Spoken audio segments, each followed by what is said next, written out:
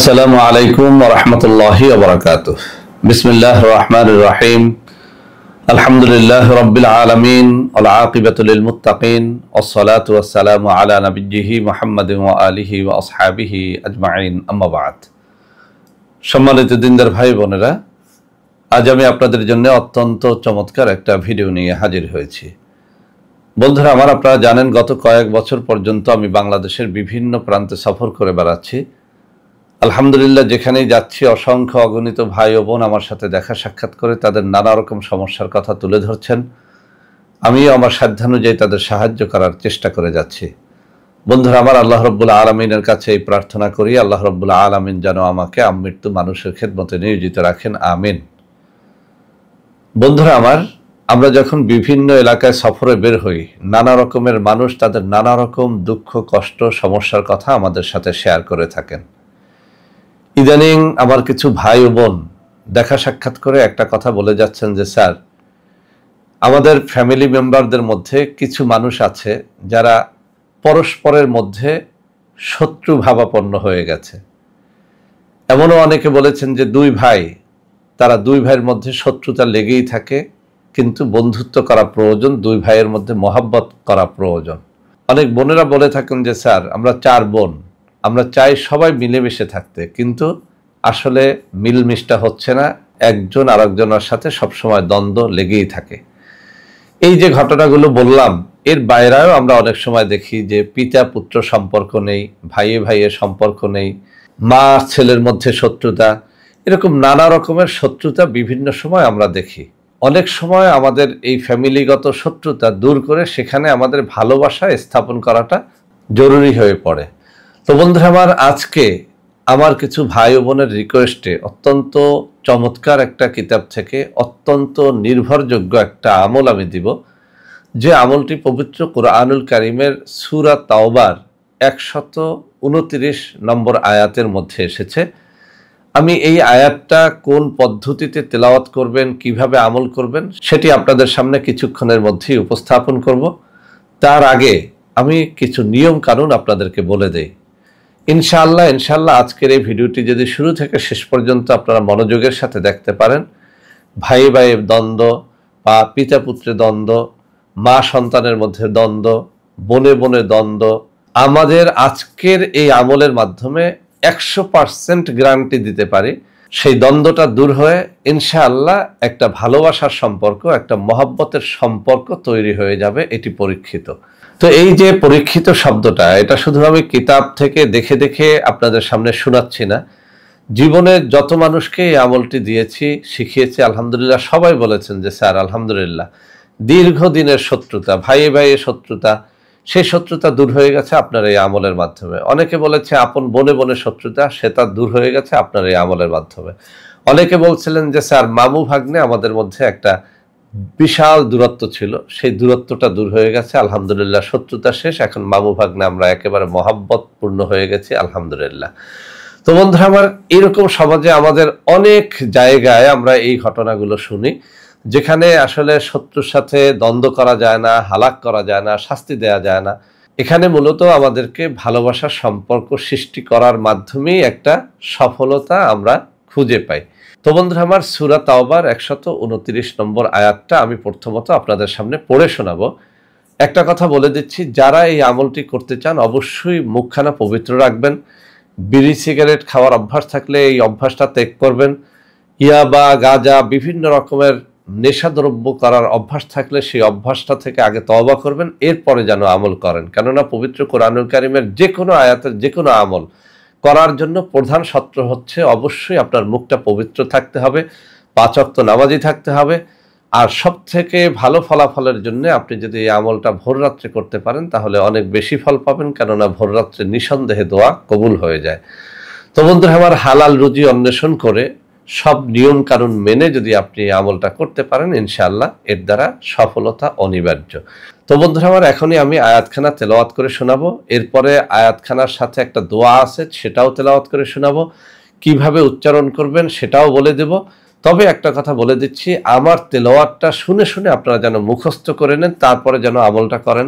কেননা পবিত্র কোরআনুল কারীমের যে কোনো আয়াত এটা বাংলায় শুদ্ধ উচ্চারণে লেখা যায় না। তো আয়াতখানা আমি পড়ে শোনাচ্ছি। বিসমিল্লাহির রহমানির রহিম। فإن تولوا فقل حسبي الله لا إله إلا هو عليه توكلت وهو رب العرش العظيم فإن تولوا فقل حسبي الله لا إله إلا هو عليه توكلت وهو رب العرش العظيم। বন্ধুরা আমার, এই হচ্ছে সূরা তাওবার 129 নম্বর আয়াত। তো বন্ধুরা আমার, এই আয়াতটুকু প্রতিবার পড়বেন এবং প্রতিবারই সাথে এই দোয়াটা পড়ে নেবেন।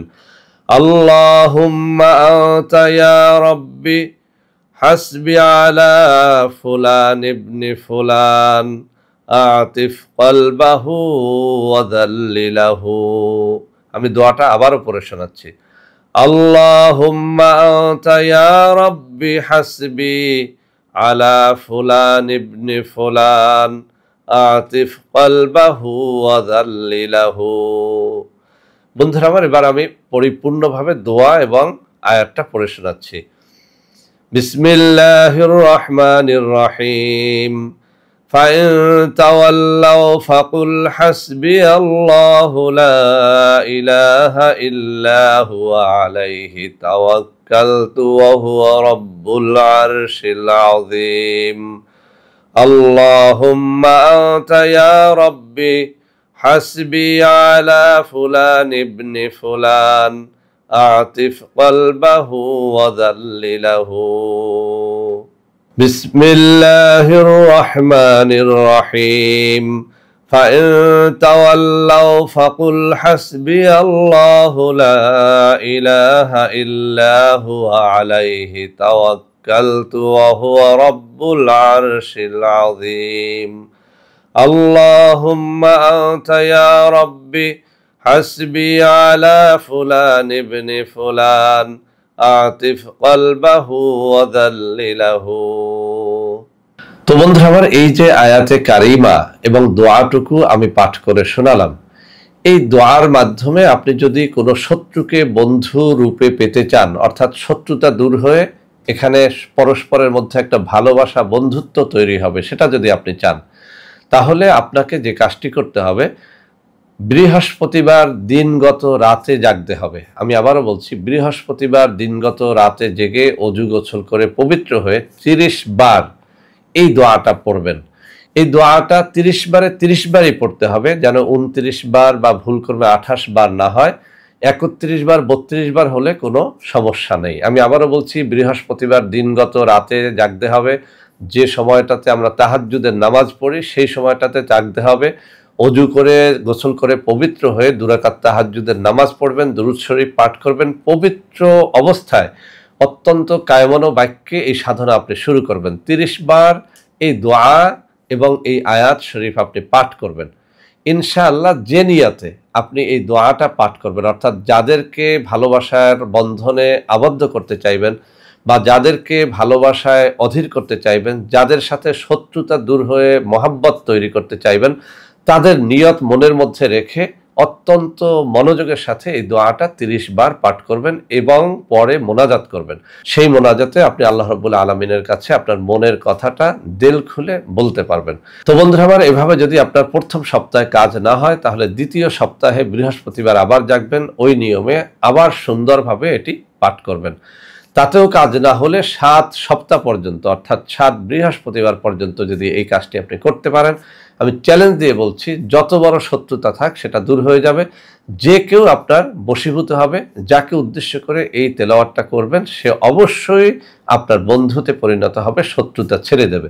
এই শত্রুতা জায়গা জমি নিয়ে হোক, এই শত্রুতা কোনো বিবাহ শাদী নিয়ে হোক, এই শত্রুতা কোনো বাড়ি ভাড়া নিয়ে হোক, যেভাবেই হোক না কেন, সেই শত্রুতা থাকবে না, বন্ধুত্ব পরিণত হয়ে যাবে ইনশাআল্লাহ এই দোয়ার মাধ্যমে। তো বন্ধুরা আমার, এখানে আরেকটা বিষয় আপনাদের সামনে একটু খোলাসা করে বলি। এই দোয়ার মধ্যে যখন আপনি এখানে আসবেন, আল্লাহুম্মা আনতা ইয়া রাব্বি হাসবি আলা, এই হাসবি আলার পরে দেখেন একটা শব্দ আছে ফুলান ইবনে ফুলান। ফুলান ইবনে ফুলান এই শব্দটা হচ্ছে আরবি, মানে হচ্ছে অমুকের পুত্র অমুক। যদি আপনি কোনো মেয়ে মানুষকে বশীভূত করতে চান সেক্ষেত্রে বলবেন ফলানা বিনতে ফলানা। যদি আপনি কোনো পুরুষকে বশীভূত করতে চান তাহলে ফলান ইবনে ফলানের জায়গায় অমুকের পুত্র অমুক শব্দটা বলবেন এবং শেষে বলবেন আতিফ কলবাহু অজাল্লিলাহু। আর যদি কোনো মেয়ে মানুষকে আপনি বশীভূত করতে চান তাহলে এই জায়গাটায় বলবেন অমুকের মেয়ে অমুক, এরপর বলবেন আতিফ কলবাহা অজাল্লিলাহা। এখানে কলবাহু পুরুষের ক্ষেত্রে, কলবাহা মেয়েদের ক্ষেত্রে, অজাল্লিলাহা মেয়েদের ক্ষেত্রে, অজাল্লিলাহু পুরুষের ক্ষেত্রে। এতটুকু একটু কায়দাটা বোঝার চেষ্টা করবেন। তো বন্ধুরা আমার, আমি উদাহরণ দিয়ে বোঝানোর চেষ্টা করলাম যে আসলে আপনারা দোয়াটা কিভাবে পাঠ করবেন। যদি সঠিক নিয়মে সঠিকভাবে এই দোয়াটা বৃহস্পতিবার দিনগত রাত্রে আপনি পাঠ করে মোনাজাত করতে পারেন, শত্রু সে যত বড় হোক, সে আপনার আত্মীয় হোক, মা হোক, বাবা হোক, যে হোক, সে আপনার সাথে শত্রুতা ত্যাগ করে বন্ধুতে পরিণত হবে ইনশাআল্লাহ। তো বন্ধুরা আমার, এইসব সমস্যার মধ্যে যারা রয়েছেন তাদের রিকোয়েস্টে এই ভিডিওটি তৈরি করা হলো। ভিডিওটি ভালো লাগলে লাইক করবেন, কমেন্ট করবেন, শেয়ার করবেন, আমাদের প্রত্যেকটা চ্যানেলকে ভালোবেসে সাবস্ক্রাইব করবেন। আল্লাহ হাফেজ। আসসালামু আলাইকুম ওয়া রাহমাতুল্লাহি ওয়া বারাকাতুহু।